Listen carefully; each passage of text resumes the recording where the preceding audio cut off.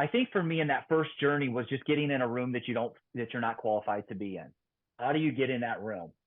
Because in that moment, I remember 2 days at that event where I was running around and I was dealing with my mind and I was battling with, oh boy, you should be here. But really, I didn't feel worthy of being there at all. The stuff was blowing me away. Hello, everyone, and welcome to the Moeller Real Estate and Business Podcast. I'm your host, Phil Moeller, and on this podcast, we will be interviewing guests that have made their mark in real estate, in business, and in other areas of life. Listening to podcasts myself has helped me in so many different ways and continues to do so. If you're a real estate investor or an entrepreneur, or aspiring to be either, or just someone that wants to learn, you've come to the right place. An easy way to have an impact is to share this episode with friends or family, provide a review, or just spread the word. We greatly appreciate it, and now let's get to the show.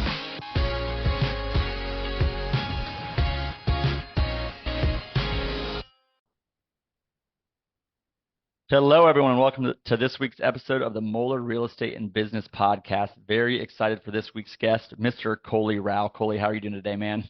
I'm doing great. Thanks for having me today, Phil. Appreciate it. Coley hails from the great state of Ohio, Bryan, Ohio, small town, northwestern Ohio for our listeners. So if you're from the area, maybe you know where that is and maybe you don't, but that's okay.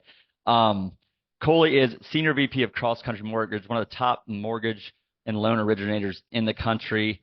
And really just we'll talk about applying hard work, dedication, growth to not just his mortgage business and what has made him so successful there, but really in all areas of life, I think today probably. So Coley, why don't we start? I mean, how did this all come about? How did this start? How did we get where we are today? Well, I grew up and I always wanted to be a mortgage lender, which is not true. I fell into it. Like so many other people do. I was flunking out of college and at swinging a hammer, and at 23 years old, answered an ad in the newspaper for a tiny little mortgage company. That was back when there was a mortgage company on every corner in America. And so I got my JCPenney suit on, and I went and I got the job, and I found something that I thought that I could be successful in. I always wanted to make my mom proud. So. What's a JCPenney suit? Am I supposed to know what that is? Yeah, I don't know. I think it was a suit that I put together. You guys had JCPenney stores down there, right? I mean, we did. So I guess I'm trying to picture. I've just never heard it called. I mean, this could be. I don't think we're gonna spend the whole episode on this for the listeners, but I haven't heard that before, so I like it. Yeah. Well, honestly, where it comes from is okay. So here's the story behind it. Oh man. I weave that story in. I have a guy who was a car guy growing up, and he tells my story a little bit about how he met me. And when I came into the car dealership in my JCPenney suit, and I told him I was going to be a mortgage lender, he was one of the first people I contacted when I got into the industry. So I wove that into my story. I like it. All right. So tell me more about your story. Sorry, I just had to go there. But so you get into your JCPenney suit, you get a mortgage lending, like you get a job, and how does it evolve from there? Yeah, I think that for me it's the mortgage industry, like so many industries probably, but it's notorious for kind of just you being thrown into it. I mean, it's literally just like, hey, you're in it. Here's some cards. Go try to generate some loans. Start with your friends and family, which is kind of how real estate and lending starts. And so for me, it was just jumping into the water head first, trying to generate leads and spending the first couple years just trying to put together deals and build relationships from scratch, which is not easy to do. I would not want to do it in today's mortgage and real estate world. So when you got started, how much of it was marketing versus sales? Yeah, I think it was all sales, really. Marketing back then, I mean, there was no social media. So there was nobody that was drumming up any business for me. It was all just direct sales. There was nothing around brand or marketing back then. So it was just all cold calling, face-to-faces, pounding the pavement is really how I built my business. Going and seeing realtors in person, that is back when they were in the office consistently. Which again, that dynamic has completely changed these days. Nobody's in the office anymore, and it's hard to get people face to face.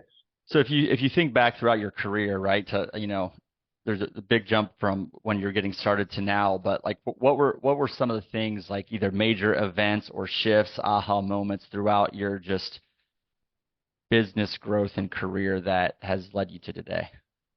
Yeah. Yeah, I don't know. I think a lot of times people are looking for whether they're listening to this podcast or whether it was myself or in conversations, everybody's always looking for a silver bullet. I don't know that there is a silver bullet. The silver bullet is consistency, getting up and doing the hard work every single day, getting up and doing what you don't want to do every single day. And for us, it was doing what we say and always finding a way with our homeowners. We believe that everybody's a homeowner. It's just a matter of when. And so we just get up every day and we serve customers, no matter if they've got bruised credit, investors with bruised credit, or lack of income, and they're trying to figure out how to put that together. Um, So, so you talk about it in your bio too, but just hard work, dedication. You said it again, and you also said consistency. Um, so as you were building this, as you were building your just client base, building your book of business, if you will. I mean, was that it, or was there like did team members come in? Like how did it just did it ever shift from that, or yeah. the type of work shift from that? Yeah, let me take you through the journey here a little bit. So when I got started, first 3 years I was in the business. I was pretty much a broker back then, so it was the early 2000s of being a broker. I was doing a lot of the crappy loans. We would do a 2-year adjustable loan with a 3-year prepay. So people's payments were adjusting. Everybody was getting those loans. Didn't matter if they had bad credit, good credit.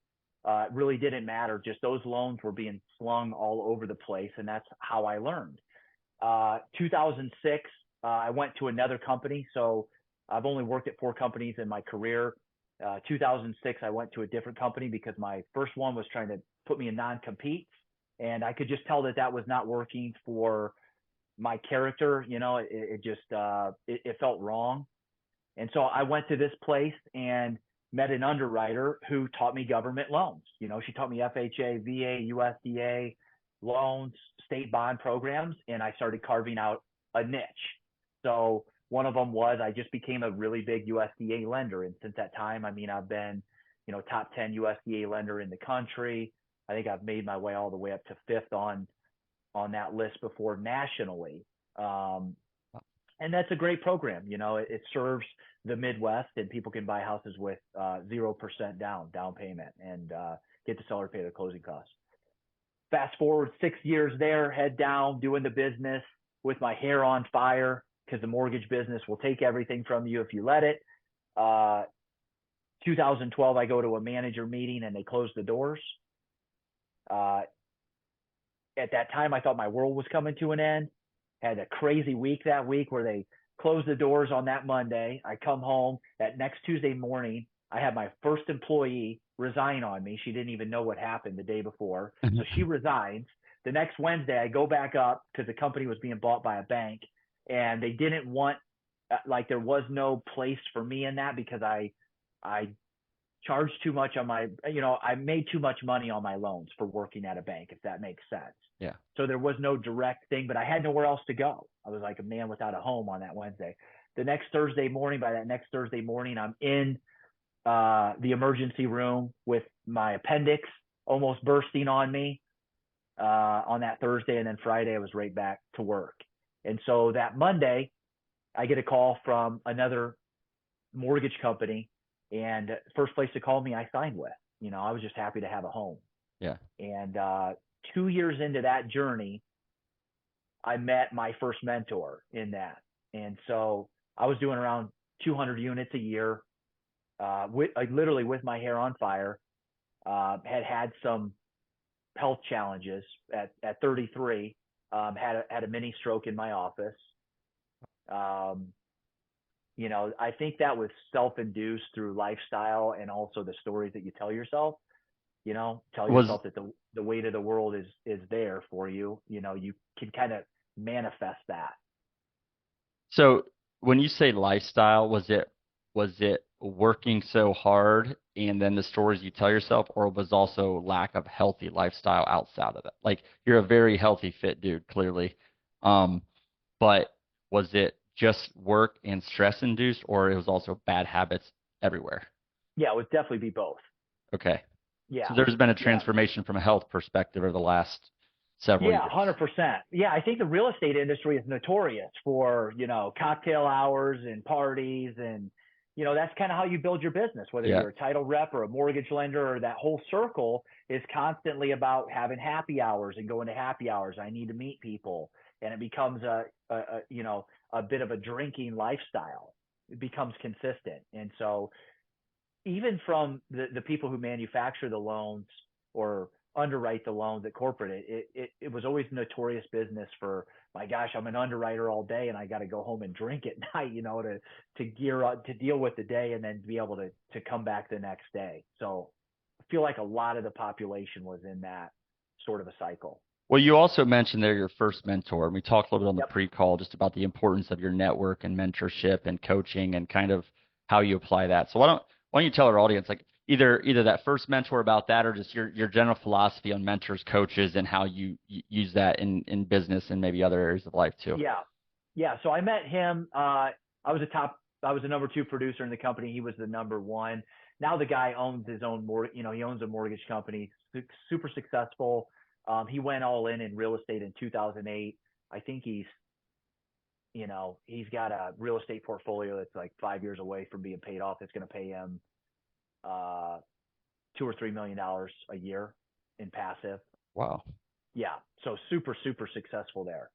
But he just told me that, hey, you need to come to. He said, I see a lot in you, and I went to this one day event that changed my career 10 years ago, and I'm back in this organization, and I think that you should attend. And I remember him calling me like three times from like March to May when the event was being held in San Antonio, and it was always the same thing, right? Like I was a development guy, like I would mow the lawn with my little iPod with like Tony Robbins and stuff, but never in that next level of it. And I remember the third time he called me and asked me, of course, I'm so busy that I can't do anything basically, Right. right? Was how I lived my life 24/7.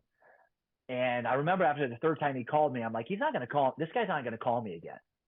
He told me to get my credit card out and pay the $2,500, which was at that time.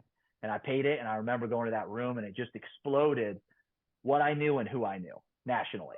So it took this small town guy in a business such as the mortgage industry where a lot of times there's what you might call shell games, not a lot of transparency. It's like the game with the three solo cups and the ball that's underneath it, trying to find that ball. It really opened my world and set me on a path of leadership and development. So before I want to get into leadership and development, so I'm going to write that down. But before I do, you said that it expanded and blew up what I knew and who I knew. If you were to compare those two and the importance of what you know versus who you know, what would you say like is more important to your success? So what you knew versus who you knew. How would Yeah, you categorize that? I think both are equally as important, but right now I think that a lot of people in society are finding out that an education without the right mentor isn't going to propel you as far forward. A lot of people are going into debt, right? So we kind of got this backwards where at 18 people are going into debt for $100,000, and then at 25 they start trying to actually make money. So they start at this deficit. Whereas you take that same person, if they find a mentor at 18 years old, let's say they still live at home, they make $100,000 by the time they're 25 by staying at home and saving, selling a high price point item, whether that be real estate or medical supplies or life insurance. They take $100,000 and by 65, they don't have to touch that money. Let's say they go back to college, they don't touch that money. At 65, they have, $6 million in the bank. So we've kind of got it backwards. I think you've got to, what you know is not going to be as important as who you know. People are always going to get you there quicker. And I do believe wholeheartedly in proximity to success. Yeah. You've got to rub elbows with those people. And I've spent, the last 15 years of my life, seeking that out. Colleagues, mentors, coaches all over the country. So yeah, and my opinion on that too, we're like, if you ask me my keys to success, two of them are always education and association, and I think they're both important. If I had to pick one, we're not telling people pick one or the other. If I had to Mm-hmm. pick one, I would pick association, as you called it, proximity. Yeah. But a lot of the people that you associate with are going to tell you to educate yourself as well anyway. They're going to tell Yeah. you to educate yourself even after school. And I say both are important, but just the way you said it made me think like, oh, I wonder how this successful person would compare the two. So I want you to talk more about proximity. So if we're talking about, again, proximity, association, you said rubbing elbows, seeking coaches or mentors or others that have had success, how do you go find that? Like, so, okay, picture a listener that says, okay, I have access to podcasts, I'm educating Yep. myself, but I don't know where to go. Right. How do I do that? Yeah. I think for me in that first journey was just getting in a room that you're not qualified to be in. How do you get in that room? Because in that moment, I remember 2 days at that event where I was running around and I was dealing with my mind and I was battling with, oh boy, you should be here. But really, I didn't feel worthy of being there at all. The stuff was blowing me away, what people were earning, their business structures, all of that. It was just completely blowing me away. And I remember them saying on stage, hey, there's 138 guests in the room and we're going to take 17 of them, right? Scarcity, self. Yep. And I remember at that moment, I had a decision to make. And the decision was I going to turn and run the other way and go back to doing what I was doing and not lean in and listen to that voice, right? Who's at the podium, your negative voice choice or your positive? Or was I going to lean into it and say, man, I really want to be one of these 17. I'm terrified. I'm scared to death. I'm not worthy. All those stories that were going for me. And I had a decision to make that day. And I remember I ran out and the guy that signed me up for the event, I was like, I got to meet the guy who's been on stage that was running it. He's a terrifying individual, like a real savage. And because he made it so scarce. And I remember running around, I met his wife and I turned around and here was this guy in my face. And I had like 15 seconds to shake his hand and tell him what I needed to tell him about what I was prepared to do with the process. And so that started it for me. And I had all those fears and all those doubts, everything from, childhood to all those different things that we accumulate that tell us that we're not deserving and not worthy. And I've just, and I still battle all of that all the time.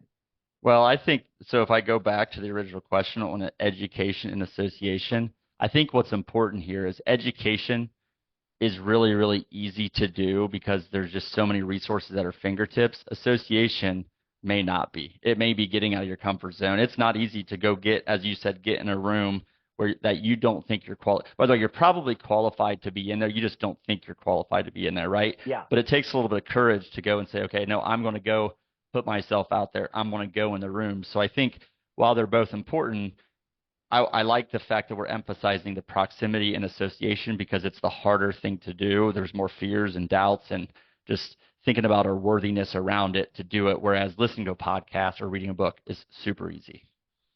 Yeah. And I think that you have to be real about who people are and what they do.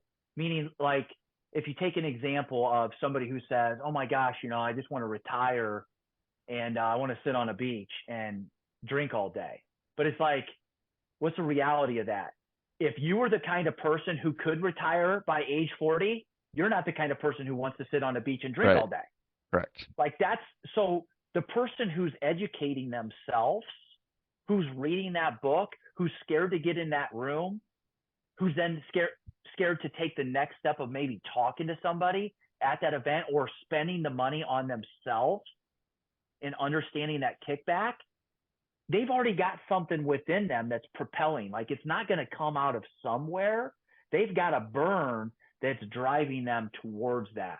It's just harnessing it and and realizing it maybe faster than you would, or what's the next step to get there a little bit faster, which I believe is mentorship, right? There's coaching and there's mentorship. I think they're different, and a lot of people confuse the two.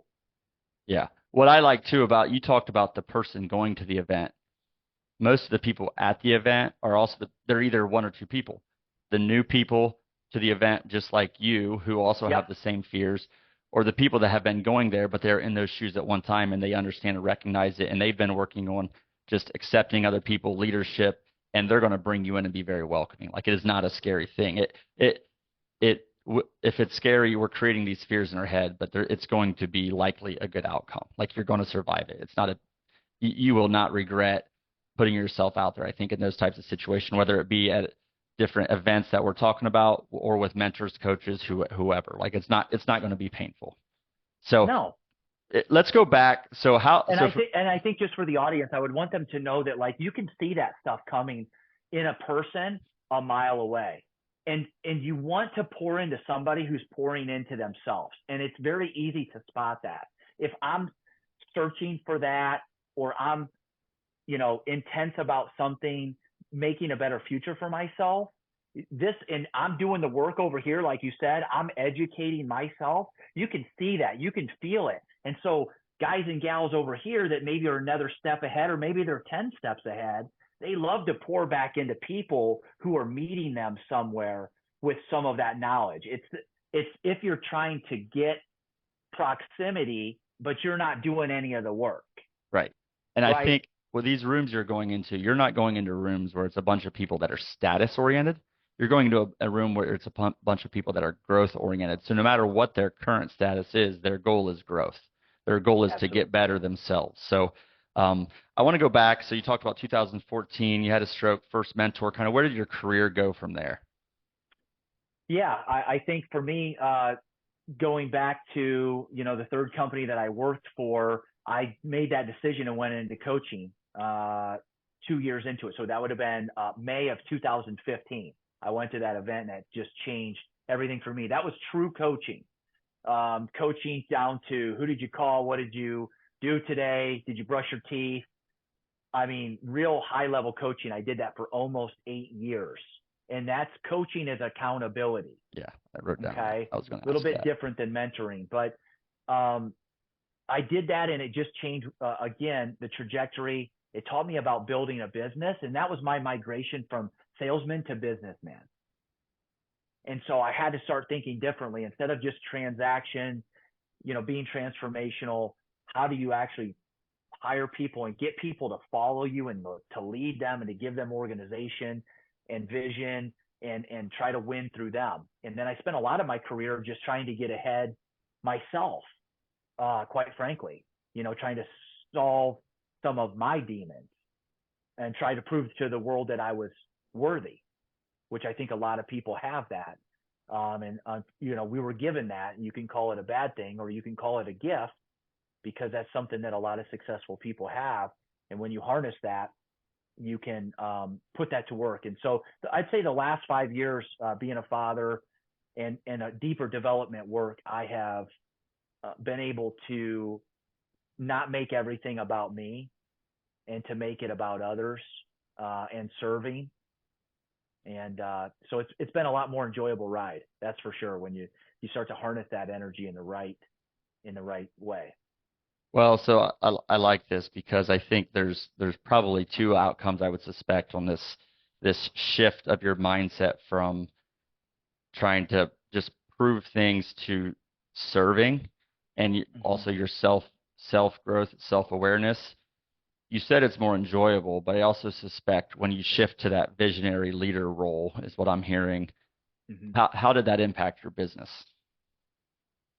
Well, it allowed me to, I remember an exercise once when somebody, they go around the room and they say, "Hey, who's your number one client?" Right. So as a mortgage lender, if somebody's like, Realtor X or KW Brokerage, everybody's thinking in this terms. They're not mentioning everything business related. And the answer to that is your team. Your team is your number one client. And a lot of people in real estate, uh, the team is just there to serve them, right? And they treat people as such. Everything is just about getting the next deal done, making money as a salesperson, and it's just a recipe for burnout. And I read in the book the one thing, you don't want a life where where you wake up every day and basically you take the top and you just wind it back and let it loose on the world, right? Just unleash it. And that's how a lot of people get through business, is through intensity. Hey, I'm just going to wind up every morning and here I come, right? I'm a entrepreneur. I'm intense. I'm going to, I'm going to get results, but I'm going to kind of tornado through absolutely everything in my life, my family, my team, colleagues, and it shows. But again, that's where people feel that space needs to come from. But again, that will lead to some serious repercussions in your life. So the outcome, you said enjoyable, and I think your business has grown because of that. I mean, on the market has some implications, obviously, of your business, I'm sure, but the outcome of that is it's more enjoyable, and the role you're playing is more enjoyable for you. Yep. You're supporting and serving your team. You're proud. I mean, you, I would say two things. You're a very intense person. You've talked about that, but you also Yep. seem much more just you seem present and engaged and relaxed too, and at the same token. Or is that an accurate It is. assessment? Yeah, I think that, going back to it, if anybody's ever read the book, I would suggest a book called Wild at Heart. John Eldridge Yeah. teaching. I had a coach for me. I've been in the recruiting space, and I had a very close, smart person to me tell me to read that book. And they have another one on the female side that's similar that I got from my wife, and the name of the book is escaping me. But it really just talks about your existence, really, as you talk about getting into self-awareness. And so a man has to get two things from his father. Am I the apple of your eye? And am I good enough? Do I have what it takes? And if you don't get that, you'll spend the rest of your life trying to prove that. And so as we go through that, you go through the layers of purpose, let's say. Number one, a lot of us live in survival mode for most of our lives, right? And if you happen to get through that, then you get into stuff, right? And some of us get into stuff where we have the houses and the cars and some of that in it, and it fills you up, right? For a while, but it's not the end all be all at all. And then you can get into competition, number three, um, and then you can get into financial freedom as a driver, and then the fifth one is really giving it back and giving it all away. And I think as you look at any really successful person, you always see that they always get to the fifth one. Anybody who has any real serious wealth always gets to number five, because the other ones at some point just don't matter Right. anymore. And it depends on where you go. So for me, I had to get in line with, I always recommend like finding out who you are. Like my daughter's 4. So I want to make sure that I understand who she is at a young age, right? I would want to get a disc profile on her young. Why? Is she a team sport sort of person, or is she an individual sport sort of person?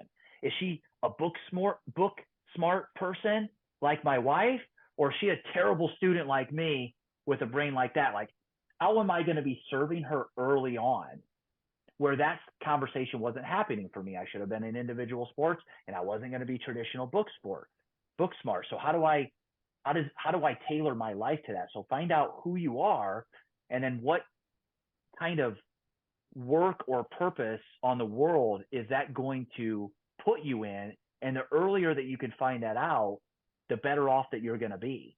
Yeah. And for me, like I found something that I thought I could be successful in, aka money, right? Is what we measure things on. But if you're only trying to prove to the world that you're good enough and that you are worthy and that you deserve it, it's like you're stuffing a black hole. But as you keep stuffing more in that black hole, it outgrows you. It grows faster than you can ever stuff it. And so when you kind of, around 40 years old, I really started to figure that out. And then I've made some other changes in my life over even the last couple of years to really just bring, yes, I'm an intense individual, like my coach, one of my coaches, who's very intense and coaches many of the famous people that we know. He says, when you see the vein popping out, it's nothing. It's just who we are. Yeah. And it's not for everybody. We're intense individuals, Yeah. but Well, getting that focused in the right direction is where life gets better. Well, first of all, Wild at Heart, great book. And if Yeah. you're either a guy or have sons, I think it's great to understand boys in general, boys, men, whatever. And then Yeah. I don't know the name of the book either, but I'll have to check that out because any help I get to understand women or my daughters, my wife, my daughters, I need all the help I can get. Yeah. So I'll check that and we'll put it in the show notes. But Okay, cool. the layers of purpose, this is just a really interesting conversation because I've been thinking about this. I was actually writing about it a little bit this morning, and you talked about survival, then stuff, then competition, then financial, and then just give it. You say give it back or give it all away, but really it's like what's your number five is really what's your true purpose. And the way Hmm. I think about this and what I was writing about, so I'm curious if this kind of hits with you is really the your purpose for financials or your purpose for your health or your purpose for you is to have a total freedom of purpose, which means remove the financials as the barrier to letting you do what you really, really want to do. And that Hmm. can be for others, that can be from a spiritual lens, whatever it might be. But really, what are like, there's these different layers. And some people I think can get to level five very quickly Hmm. and some people just need to struggle through every single level and keep advancing. I think that's just reality. I'd Hmm. encourage people to think about number five and something that just never changes. But sometimes you have to struggle through each of those phases in the different areas of your life to get to number five. Hmm. Well, and it's the ultimate thing that's very difficult to find out, right? And you kind of got to accept that. Some people stumble upon that early in their life because we're all brought up and have different influences. Every single one of us is unique to us. So yes, some people find that early, and some people will struggle to find that. I feel like I'm still trying to land on my exact purpose and impact on the world right now, and just part of it is just investing in other people and pushing them to go for it and to see what's possible, and that you really don't have any barriers um, other than yourself, Yeah. to embrace all of your life, good and bad, of what's happened to you, to find the silver lining in everything and to go for it. One of my favorite movies growing up, I get that question, hey, what best advice did you get? I makes me think back to the movie Over the Top. I used to watch it with my uncle. It's an arm wrestling movie. Sylvester Stallone, right? He's a Okay. big Sylvester Stallone fan, and he just is talking to his son, and Lincoln Hawk is his name in the movie, and he said the world meets nobody halfway. If you want it, you got to take it. And I love that quote. I mean, as corny as it sounds, you know, there's nobody coming to rescue you. There's nobody coming to help you figure it out.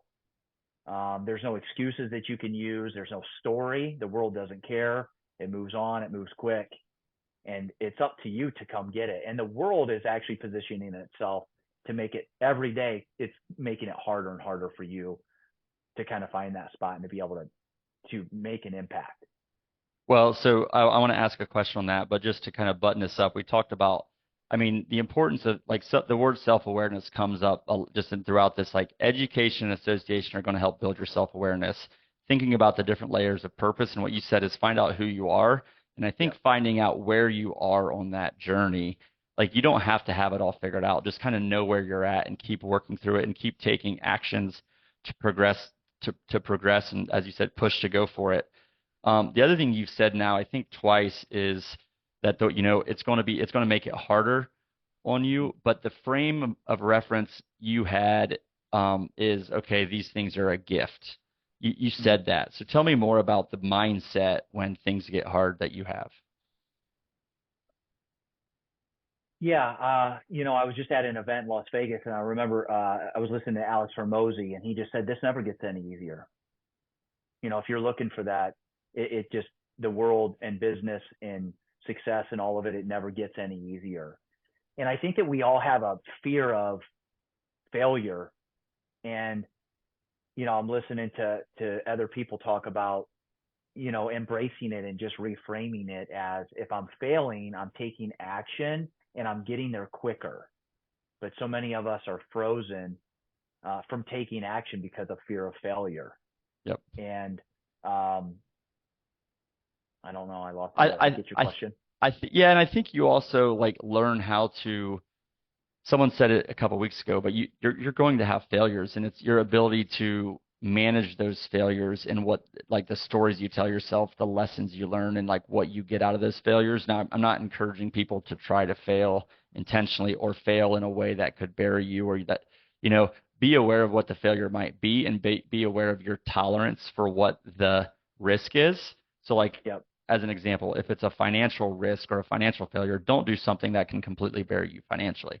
But if you Hmm. try to do something that, okay, there's some risk financially, but you know what, it's probably okay, go for it, right? You're going to either be successful with it or learn from it and you're still okay. So I think just framing up and understanding those risks and risks don't have to be, and then the other thing else is risks don't have to be financial. Like we think go big means take a huge financial risk. That does not need to be the case at all. There's a lot of different ways to go big and it depends on to going back to this layers of purpose. It doesn't, that's not a financial thing. That's going big is going after number five, whatever that means to you, right? Whether it's Hmm. financial or not financial. Going big is going after that, in my opinion. Yeah. And I think that most people are going to have to weave their way through the first four layers to ultimately For get to sure. that point. As you said, I don't think there are certain people that might discover it early on, but most people are going to have to move through life in order to do that. Talking about the risk, I was listening to Cody Sanchez yesterday on buying businesses, and she said something. She said, your level of risk doesn't match the life you want to live. And that really hit home with me. It was like, wow, what's my risk? Am I really taking the kind of risk in my life to live the kind of life that I want and think that I should be living? Like it's like my coach says, I have a performance coach, and he says, a lot of people talk about, and he coached Nick Saban. I mean, he's coached some of the top people in the world, and he's my age, and he's done incredible things. But he says, a lot of people talk about they want to do this and they want to be this in the world, and then I have a conversation with your actions that tell me differently. Yeah. And so it's just being real with yourself, being able to step back and look at what's really going on with the whole package. Where are you at uh, on the pillars of life? Some people have four, some groups have six, or some have eight. But like looking at, where you're at, everything from your friends and your family to your finances to your spirituality, you're all gonna, kind of doing that wheel of life sort of thing and seeing where you're really missing, because I feel like you've got to work and get some of that stuff right. You've got to have three or four buckets going well to increase the other couple. Yep. And right now you might only be able to control these three or four, but you're grinding through to make some of these other ones happen, and you're aware of them, like assessing that often. In coaching, we used to do that every 6 months. We do the wheel of life. Yeah. And I think the best indicator of your priorities and the balance in different areas of life is it's not me telling me what I think my priorities are. It's just what my actions are. Right. That's your point, is that just my actions communicate to the world and to me what my real priorities are. So I want to if you just Easier to step talk about it than be about it. it is.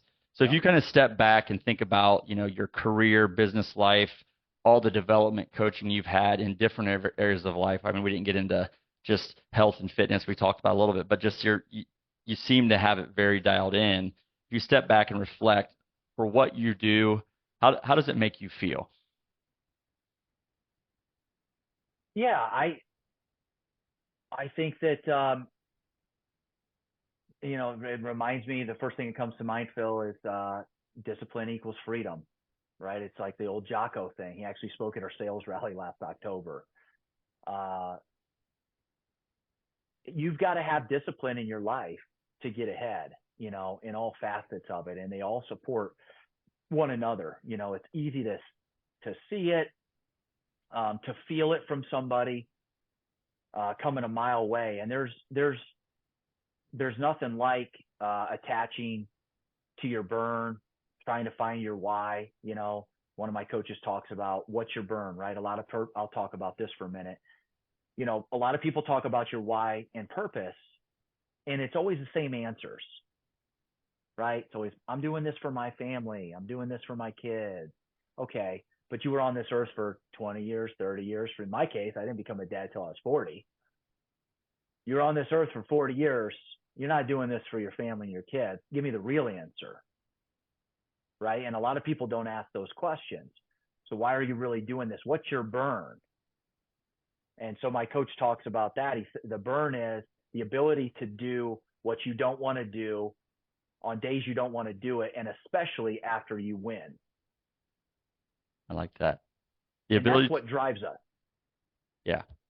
I really like just when you can reframe like the questions you ask yourself, when you can do a reframe of a question that you hear a lot, but when you can do a reframe like that, I think it just helps you. I mean, maybe you have the right answer, but if you don't, it helps you think through it a little bit more. So I like that. Yeah. Um, So it makes you feel good. The closer you can attach to your burn, gets you to your why, to your purpose, so that way you wake up every day and you know you're moving towards it. Yep. And you're chipping away at it. The goal is longer. You know, you hear a lot about, Phil, we overestimate what we can do in a year and we underestimate what we can do in 10. Yep. Everybody 100%. wants it now. You Yeah. know, and I'm going to keep quoting guys because that's just what I do. I fill my brain. It's like Andy Frisella talks about, like, you've got to go through those hard times. Like, even if you hit a one-off, sometimes people get lucky and they develop something, or they hit a company that pops and they sell, but they haven't developed the skills to keep it or to be a good leader. Maybe they Right. have money, which is what one part or aspect of life. Right. So you typically have to fail and to progress and attach that burn consistently in order to figure it out. Yeah. You to talk. develop those skills. There's a difference between having money and having skills to build a company and or lead other people. Yeah. If you don't have this, I mean, Difference. there's a reason lottery winners don't keep money. It's because they don't have the skills There's to a manage show. it, right? So There's a show. When you talked earlier about just like bringing out the best in others, I think that's how you said it. But the question is, what frustrates you when you see when you see others and they're not living up to their potential, or tell me how do you bring that out? Yeah. I think one of the things that resonates with me on that is I had to learn the fact that not everybody wants what you're trying to give in life. And the faster you can find that, whether that be through business partners or people, even your family, anybody in your life, certainly your team members, you can't make them want something that they don't truly want. If you can spot that and really get the right people on the right seat on the bus early, it's a good thing. You know, my team is a long-standing team. You know, we disc profile everybody. It's hard. You know, it's the old phrase, business is easy, people are hard. Yep. I mean, it is the most talent acquisition is the highest paying thing that you can do. It's extremely hard to build a team and to cultivate a team long term. So again, it's just knowing who they are as you build, finding out who they are, and making sure they're in the right seat. You know, It's like I've had people who are high eyes who should be talking to people all day on the phone, and they're working at a factory sewing in a corner where they don't talk to anybody all day long. But, you know, people don't spend any time. You know, you could find that out for $100 test. Right. That person shouldn't be in the corner of that room sewing. She should probably be on the phone all day. Right. Right. Doing a job. So again, just not everybody wants what you're trying to give. You talked about hard work and consistency earlier as kind of being a factor of success, and then kind of shifting, I think, to building a team and leadership as well. But what do you think is going to be the most important thing for you moving forward? For me, I think I'm trying to clarify my real burn, purpose, and why, like my spot on this world that I'm working on, and then creating a better vision to attract the right people towards that vision, and having the most impact before I die on the most amount of people that I can. So people move to clarity. And, a lot Yeah. of entrepreneurs are like, we're moving in a million different directions and we can change all the time. And we talk out of this side and that side, but getting clarity, people run to clarity. Yeah. Yeah. And so for a lot of us that go a lot of directions, it's, slow down to speed up sometimes. I'm only smiling or grimacing. I don't know what it is because I can relate to what you're Yeah, talking about. for sure. I want to ask a couple of closing questions here, Coley. This has been great. What has it been? You talked about a couple of different books, but the most impactful business or real estate book that you've read? I would say I like to go back to E-Myth. The Myth of the Entrepreneur is a Mm-hmm. really great book. It stands up. I still like Who Not How. I think we asked the wrong question. I think we were brought up to ask the wrong questions. I think as a business owner, if you read one's about building systems and processes, the E-Myth revisited, right? So the entrepreneurial myth. And then if you think about who, Yep. not how, and if you just combine those two books, honestly, from a business Uh-huh. perspective, that's a really powerful combination right there. If you think about it, I don't know if that Yep. was your intention, but what about personal development book? Let's see here. I might have it up here. I'm trying to think of the name of that one. Am I doing that on camera right now? Oh yeah, you are. We are live. Oh, we're live. You look good. Your backside looks good too, Coley. Yeah, I was looking The Code of the Extraordinary Mind, What's that? by Vishon. It's about bending the universe to you, right? We have a culture, and I have a lot of books at home, but we have a culture that's what do they say? Boy, that must be nice. Boy, that must be nice sort of culture. Oh, he's doing well or she's doing well. And it's like you talk to the people who are really doing it, and it's like the harder I work, the luckier I get, sort of Yeah. thing, is the reality of that situation. And so that just talks about bending the universe to you. Like you're literally bending things by getting up and writing your 3 priorities and executing on those and getting your workouts done and eating clean, and having something bigger physically is something that I've implemented, where we're doing this mountain climb in a couple weeks. Have a larger goal. So I like that one. I also got one back there, The Power of One More. Ed Milet's a great book as well. Yeah, I'm a Tons of great books. big fan of his podcast. Um, what are you just kind of closing? You talked about some different things, but what are you really excited about? Yeah, for me, right now in front of me is I'm doing it first year that I'm doing a Misogi. So following Jesse Itzler's calendar system. If you're not following that, it's a great way to get your year planned. I have mine right here next to me, and you start with your Misogi. So that is something that you put down on your calendar to start your year that's super difficult, that you don't know whether or not you'll be able to accomplish it. And so they call it your year defining moment. And so for me, I'm climbing a mountain 13 times, which will be the equivalent of climbing Mount Everest. I have 36 hours to do it, and I've been training for it. And it's just taken my level of discipline to another level. It cleaned up my eating even more. It's helping me at work. It's helping me be a better dad. It's kind of like what Ed Milet says. He says, this balance isn't a thing. I go hard everywhere. I go hard in the gym. I go hard at home. I go hard at work. I go hard on my development, like going hard everywhere. So I'm excited to get through that obstacle and to plan the next one. I think it's something new for me that I can start to see what I'm really truly made of. That's awesome, and I'm pretty confident you'll get it done, Coley. I just from I'm knowing going to you try to and grind my way yeah, through it. just don't. You're gonna go hard, but I'm sure you're training for like consistency and like steady Yeah. progress, not like sprint out of the gate or anything. I'm sure you're Yeah. pretty dialed in and focused on it. So I like that concept, I have the somebody Misogi programming concept. for me, right? Find a coach, find a mentor. I have Yeah, somebody programming for me specifically on yeah, training. that's a great example. Well, Coley, this has been. Seek good counsel.